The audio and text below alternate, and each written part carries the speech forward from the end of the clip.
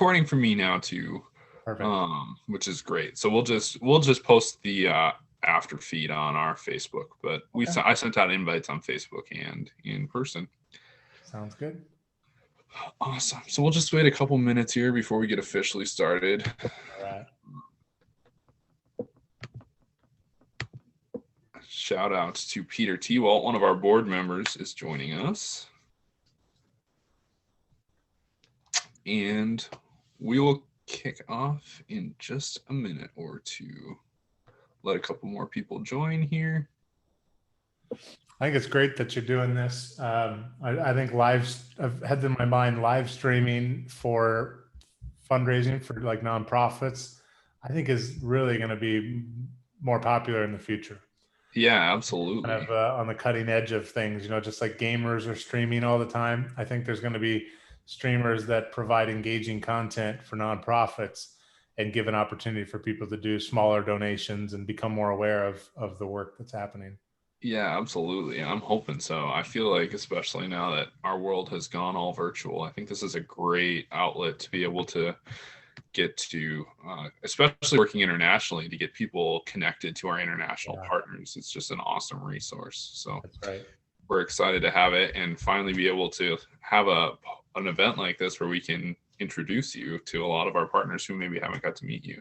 Yeah, I'm excited. There was a group. My son has type 1 diabetes. Yeah. I forget the name of the group, but it's like an international charity addressing the issue of diabetes. And they have Twitch streamers that have like ambassadors that stream for them and stream on their channel and stuff to raise awareness and fundraise and all that. And I was like, man, that's really cool. So like literally gamers playing different games. Yeah. The intentional focus of addressing an issue, a social society issue, is pretty cool. That's next level. That's really cool. Yeah. Well, it is 10 o'clock, so I will start our interview here. Thank you so much, everyone who's joining us, whether you're joining us live or you're joining us after the fact. But we are doing something at Sparrow called Partners Week. So this week we are highlighting each of our partners, the work that they're doing, and interviewing them live over Zoom from all over the world to let them share their story, to share what they're doing with their organizations and how Sparrow partners with them. And today we have Ryan from Good Bureau in Bucharest, Romania. And Ryan's organization is incredible. We've been partnering with them for about a year now.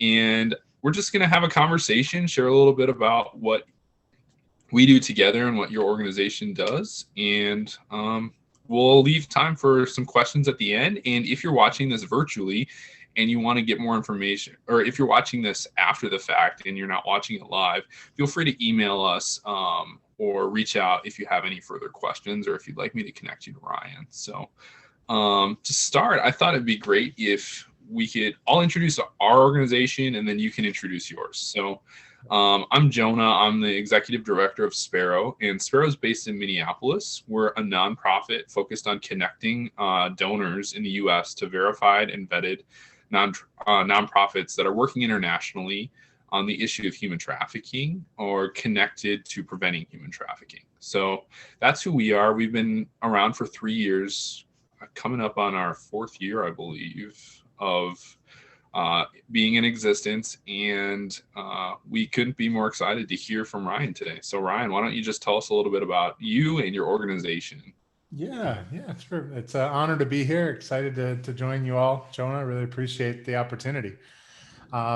So my name is Ryan. I'm actually an American that moved to Romania doing missions work about a little over 8 years ago now. My wife and I moved here. We're actually Minneapolis is home for us in some ways. I met my wife up there at North Central University, a small Bible school right in the heart of Minneapolis. And my in-laws live in Lakeville. And so every time we get back to the States, we're always in Minneapolis. Love that city. Definitely a key part of our roots. So yeah, like I said, I went to school in the States and ended up moving over to Romania. But the backstory to that is I came over here on a missions trip with my dad when I was just 12 years old. And at that time, This was about 1997. And at that time, there was thousands of kids living on the streets and sewers underground that had run away from orphanages and the state care. Because during communism, that was really families were encouraged to have as many kids as possible, just to grow the country. And so when communism ended in 1989 here, there was estimates of over 100,000 kids that were living in orphanages across the country, because at the same time, uh, kind of families were being squeezed. They didn't have the resources to raise kids and the finances, the food. And so kind of the idea was have kids and the state will take care of them. And we just know that's toxic for a society. And so there was tens of thousands of I don't know about tens of thousands, there was thousands of kids that had ran away from these orphanages and basically chose to live on the streets and runaway youth. And so we came over as with a group from our church to partner with a local organization here that was helping these kids get off the streets and into a good home environment. And I say that at 12 years old, I obviously looked up to my dad, and I say Romania ruined my dad's life in the best way possible. And so my dad has living his dream, had his dream job, and had everything he wanted, and was well on the way to pursuing the American dream. And this experience of just a week in Romania really transformed my family. We ended up coming back the next summer for 10 weeks, volunteering with that same organization. And I say, once you spend 10 weeks in Romania, or any foreign country, in my opinion, you either love it or you hate it. Yep. And so we loved it, and we just kept coming back. So by the time I was 17, I'd been here pretty much every summer or spring break to come and visit friends here and help in different ways. And between your junior and senior year in high school, everyone starts asking you, what are you going to do with your life? And if you grow up in church like I did, people start saying, what's your calling, you know? And so Yep. I didn't know what that was fully. I just knew I wanted to seek God as a Christian. I wanted to hear what God wanted me to do with my life. And I really had a strong desire to live in Romania. And so I came over here by myself at 17 for the summer. And my parents were, I'll say, wild and crazy enough, or I don't know that it was faith as much as just, I don't know what it was, but my parents were adventurous enough to let me come over here by myself as a 17-year-old and on the streets of Bucharest in 2002. And it was that summer that I felt really clearly God told me I was going to live in Romania one day. And at 17, one day, things you think one day is tomorrow, you know? So it's like, I'll drop out of high school and I'll move here. Yeah. But thankfully, I had wise people in my life that said, no, finish school. And then I was like, oh, I won't go to college. I'll just go straight to Romania. No, go to college. And so what ended up, I thought it was going to be the next day I'd move here, ended up being 10 years later. And so my wife and I got married in the meantime after university, and we were living in Indianapolis, and we just felt, okay, it's time to go to Romania. Finally, time. And then people again started asking us, "What are you going to do? What are you going to do?" And we didn't know. We just knew we were supposed to come to Romania. But people said, "Well, what are you passionate about? Somebody said, what makes you pound your fist on the table out of like a holy anger?" And I said, man, it's this issue of human trafficking. The injustice of human trafficking just puts a fury in me, honestly. And it's not a fury on traffickers, honestly. It's a fury of the injustice that this happens in front of us. Because like you, Jonah, and like many of the people that are going to listen to this, I grew up in school learning about civil rights movement and slavery. And I don't know about you, but I remember sitting in class thinking, if I was alive back then, I would have done something. Yeah. I would have been different. I can't believe those people did that. And when I found out there was more slaves in the world today than there was back then, I go, I need to do something.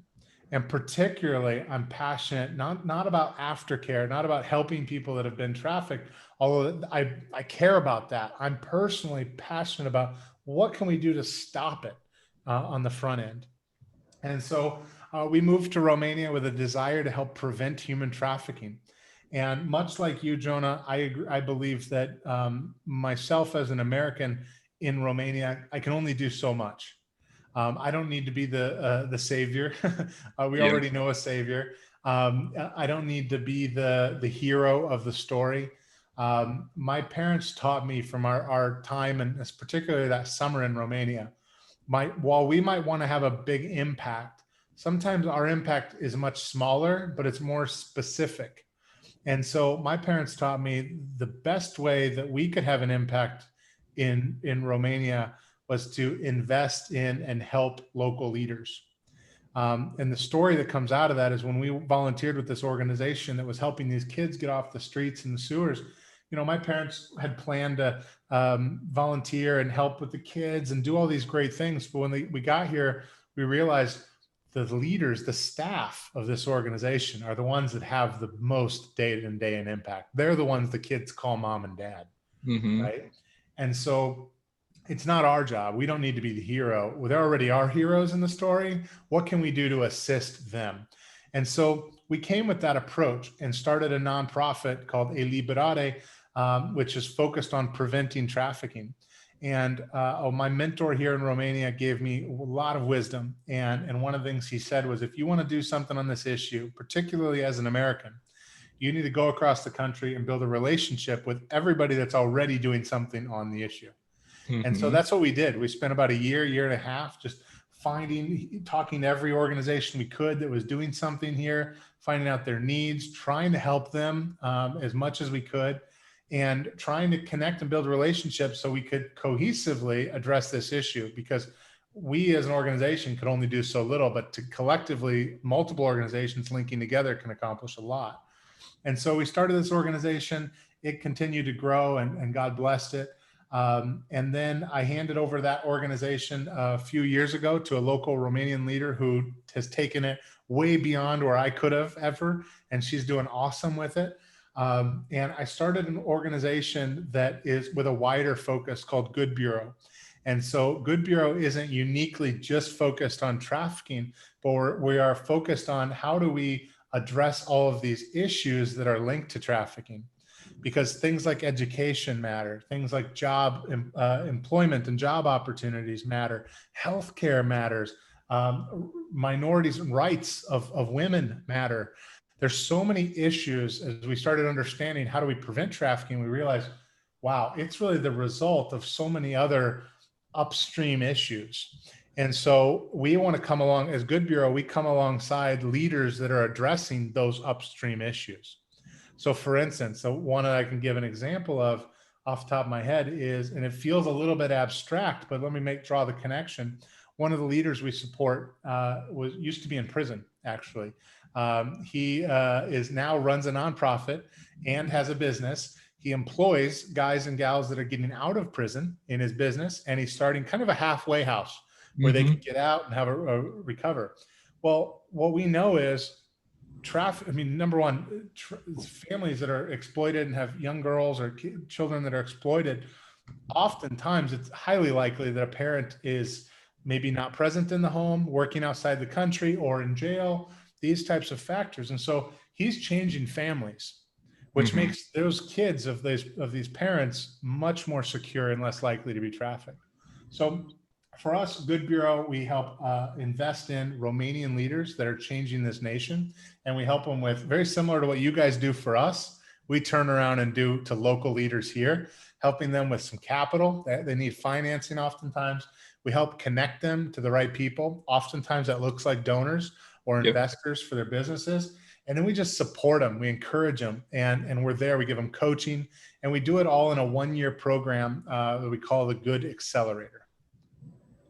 That's fantastic. Yeah, everything that you're saying is so in line with what our vision was for finding partners who want to empower the local community, who want to deal with community development, because in every location that we're working, we're seeing that the more that you can positively impact the community, the more you're preventing trafficking from happening in the first place. So that was a huge factor in wanting to partner with your organization. And to be able to go and see your work firsthand has been incredible. And what you're saying you want to do, I've been able to see the fruits of that, and you're doing it really well. So yeah, it's a super cool organization. We've loved partnering with you, and I just love hearing your heart for your country and your people there that you work with. So thanks for sharing. Thank you. Yeah. Along those lines, I know I mentioned a little bit of going and seeing that, but I'd love to tell the story of, or have us kind of both tell the story of how we met each other for the first time. Yeah, yeah. I can go first if you want. Sure. Sure. Um, I believe the first time I heard about you and Sparrow, one of my old colleagues at A Liberare, that anti-trafficking organization, he said, "Hey, there's this group from the States that's really interested in addressing the issue of trafficking from a strategic perspective."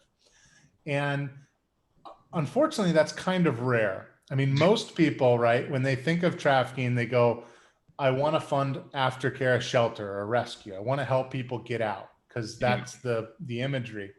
And although I think that's a wonderful thing, and if that's what you feel called to, but I also think there's people that maybe like you and I that go, I actually kind of want to solve the problem. You know, the analogy we used in a video when you were here, when in a previous conversation, was helping people not go to the hospital versus having to go to a good hospital. Yes, there should be good hospitals, but let's try to prevent the visit to the hospital like any good parent would.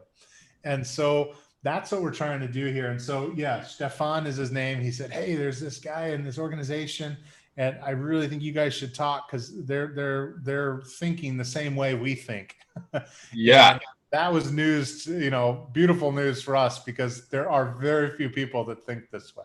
I think that was really exciting for us too, to hear about an organization that is approaching it very like-minded. I remember him saying to me, you have to meet this Ryan guy. He is a mover and a shaker, and he's connected. And the connection part, like, I'm a networker by trade. Like, that is my gift. That is my calling. I love connecting with people. And when he told me about your organization and what you're doing, I got so excited because it's exactly what we're looking for. And especially like in the nonprofit world, it's all competition. People have their donors, they have their thing, and they really want to hold on to it tightly because funds are short. I get it completely. But like our model and our organizations allow for collaboration, and collaboration between nonprofits is like, it's risky because yeah, you're not able to hold your funds tightly in your hand, but when you can get collaboration together, you make such a bigger impact. That's right. You're able to reach so many more people because we're not like, when we started, like when Sparrow originally started, we were like, do we need to like go to these countries and start a whole nonprofit and do our own thing? Like, that's where we started. And then when we went to these countries and we went and saw everything, it's like, no, the framework is there. The people are there. The leaders are there. How do we just collaborate? And the biggest thing I remember is just being excited that there was somebody who wanted to collaborate and work together. And I guess the rest is history. We met 2 years ago, maybe. I went and checked out everything they're doing, and they fit perfect into the Sparrow partner criteria, which is like being able to be open and honest about where their finances are going, to be willing to empower local leaders, to be willing to deal with the issue of human trafficking, whether it's upstream, whether it's post-care. As long as our partners are dealing with the issue of human trafficking in a way that is long-term sustainable and effective, like, we're on board. So I just remember you guys hitting all the marks and being excited that there is somebody who has the same mindset as us to collaborate and work together to make change. So yeah. No, we really appreciate a partnership with you guys. And I mean, it's been for us as an organization, and I'm sure some of the other groups you guys support, it's the same way. For us, it's always been about the people we're helping, which, to be honest, are oftentimes the more attractive place to send money for the average donor. Again, do you want to fund the shelter, or do you want to fund the group that's helping the shelter? And there's that tension. And so I can't tell you how many times we've met people like you and other groups, and we go and it's our joy to do this. We go and we take them to meet local groups and organizations, and those local groups and organizations get a donation and we don't. And I go, how are we supposed to survive? I mean, we've facilitated, you know, Yep. hundreds of thousands of dollars, Jonah. And Mm-hmm. it's awesome because those are the wins. Those are what I put in a win column. But it's like at the same time, and it's between me and God, ultimately, I go, God, where's ours? Because we gotta keep making it. But what's been awesome to see, and this is where again we come into alignment, we believe in the power of good business. And Mm-hmm. so we've been able to start a number of businesses here in Romania that have been needing a lot of our financial needs. And so any donations that come in, and especially from Sparrow, are huge for us, right? We might just be one of a few organizations you support, but that's a huge support for us because it's you guys seeing our vision of what we're trying to achieve and backing that and partnering that. And that's what we love to turn around and do to others. Come alongside them and go, what you're doing is good. We believe you're good and we want to support you. And while we've been doing that for many years, you guys have done that to us and it feels really good. Yeah, and I think for us and for our donors, one thing you should know is like when we're giving to Good Bureau, instead of me going to Romania and trying to find individual leaders, gather them all up and decide that they are solid organizations, like we saved ourselves like 4 years of making an impact by partnering with Good Bureau. And when our money goes to Good Bureau, one, you're impacting the team there with Good Bureau incredibly, and then they're passing that on to the other organizations. So we've streamlined the process. We don't have to go to Romania. We don't have to have boots on the ground from Sparrow, because when we're collaborating like this, we cut time and we're directly impacting people that we know we can trust. So Yeah. I And the just, same way as for us back into Minneapolis, right? I could be mm-hmm, on a plane spending weeks of my time and thousands of dollars traveling back to Minneapolis to talk to people and say, hey, you should invest in Romania. But you guys are owning that strength. And then we're linking arms and able to get money locally to where exactly the projects it needs to go. And the old model was, and we've seen this, and it's toxic for organizations, it's toxic for people and relationships. The old way was, oh, I find this group, I come over to Romania for a week or two, connect with this local leader, hear the need, see a need, and I go back and fundraise and I wire $25,000 over. Well, I can't tell you how many times that story has ended very badly because mm-hmm, that's the equivalent of about $100,000 in feeling in here in Romania. And so I can't tell you, there's numerous stories of where that 25,000 maybe doesn't get applied to the project you had hoped it got applied to. There's no accountability. mm-hmm. And that's, accountability has a bad rap. It actually can be a really good thing. It's helping people actually achieve what they want to achieve. And so we give much smaller stipends monthly. So we're there with people long term. And then where there is a large donation or grant or investment, we're there to help broker that and help make sure that there's some accountability on the ground as well. And so, yeah, I think our partnership is a really unique one. And I think I know it's been very fruitful and helpful for us. And so we're really appreciative of it. Yeah, absolutely. So are we. And it's double transparency because you guys are doing that, and then we come every annually and Yeah. do checks as well. Yeah. So Yeah. we really try to streamline that process and avoid the common fear amongst US donors of like donations being misspent. That's right.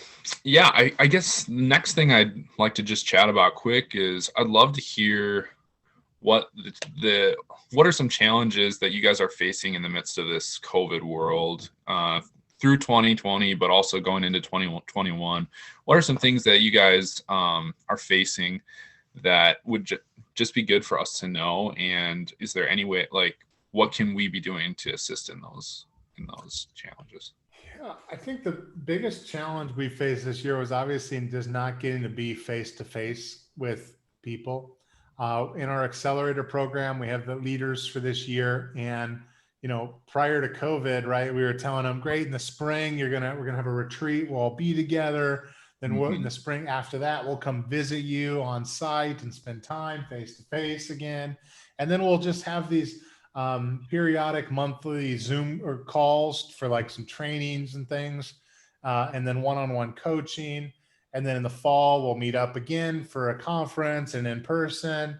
And all of that changed, right? So what we Mhm. were thinking was these monthly Zoom calls would literally kind of just be the lowest value. Yep. It's actually all we've had. We've had Yeah. group Zoom calls and then one-on-one coaching. Hmm. We were able to visit a few of the leaders in person this year. One of them just actually stopped by yesterday just for a surprise visit. And it was, I had met him before, but it was Lydia and Anka, my partners in Good Bureau. They had never met in person. Lydia had been coaching him bi-weekly, Yeah. throughout the year. And then, she mentioned he's taller than I thought he was, because it was the first time meeting. And Yeah. it's been a challenge for us, but I'm telling you, I think it's still mission accomplished. The leaders feel valued, encouraged. They're telling us they don't want it to end in March, the 1 year program. What we're going to do though is we're still going to give them the full experience, because COVID shouldn't rob their experience of being in the accelerator. So we're still going to have the retreat when we can. We're delaying putting any date on the calendar because every time we keep thinking we're going to do something. Like we were foolish enough to think, oh, we'll have like a Thanksgiving get together, and we told them all, and then COVID numbers started, the spike similar to the US started going back up. We're like, oh, we can't. So we're still going to do it. It's probably going to change our 2021, where we were originally hoping to have another group start spring 2021. Hmm. We're going to kind of stutter step the year Yep. and finish this group strong, and we'll probably do another group 2022. So this group will probably get some additional value in more coaching and whatnot. And so it's changed things in that way. And then the other piece that for us, a big one, is spending time going and seeing them, just like you coming here made all Yep. the difference. I mean, it's wonderful to talk on Zoom. It's a great way to start to build a relationship, but the next level then is in person. And although we've met everybody, and at least somebody on our team has met everybody in person at least once, it's spending time with them, seeing their project. Um, seeing the project is always fun, but it's the dinner that evening that's the best, because you Yeah, actually get to absolutely. talk and be together and hear their full story and hear what's on their mind and heart, because leadership is lonely. It's Hmm. difficult. And these are all leaders that have to act like they got it all together. And we want to be a support system where they can kind of let down their guard and know that it's a safe place. Yes. And so we've been the challenges have been more than we were expecting. But I've also, if you would have told me, well, this is all you'll get to do is the calls and the coaching, how's the program? I would have, oh, that's barely a program. But we've really been able to see some great things. And more importantly, they've continued and adapted their work. And so it's been awesome to see. One of our leaders we invest into just ran basically like a Shark Tank, that the equivalent of Shark Tank in Yeah. Romania. We Oh, have a version here. It's called Dragon's Den, and there's another one now, a Romanian version of these shows. Well, he ran an online one with some of the actual sharks and from the Romanian show, oh, cool. focused on entrepreneurship for teenagers. And Oh, he had fun. almost 2,000 students sign up from across the nation. And we were able to help him. I was coaching him along some of the strategic points of how to market it, but he's doing all the heavy real work. And so he just totally adapted the model, right? And so Mhm. these leaders are often thriving. One of our leaders, the one that runs that business, this is probably one of their worst years they've had in a long time, because the majority of their clients are in the food industry. They do Mhm. food packaging. And so obviously the restaurants are not selling like they have been. They're good for delivery, but that's not in all the cities across Romania. And so their numbers have been really down. And we were able to walk with them through that. And one of the cool news, the good news out of that is we were able to make a connection to an investor that he just told me on a recent call. He said, actually, that investor coming, that introduction, and that they ended up investing, and it saved our business, because without that money, we would have probably gone bankrupt at the Wow. beginning of COVID. And so I'm like, well, that alone is worth this whole program, all the effort. But Yes. what we know is, and the way God often works in my life, and I've seen it in others, is that you don't always see the results right away. It might take some time. And so we've seen some short wins, which is exciting, but I'm also excited for the long-term wins. That's awesome.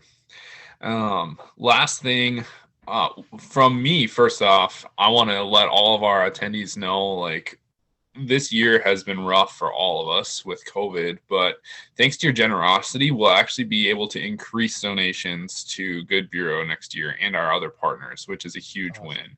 Yeah. So that's something I just wanted to share before we are wrapping up here. And then last thing I wanted to ask Ryan is, what's one thing that you'd like Sparrow donors to know about your program, or really anything? What's one thing you'd like to tell Sparrow donors? I think number one, Romania is just an awesome country. So if you get a chance, I know Jonah's attempted and has on his heart to bring donors over here.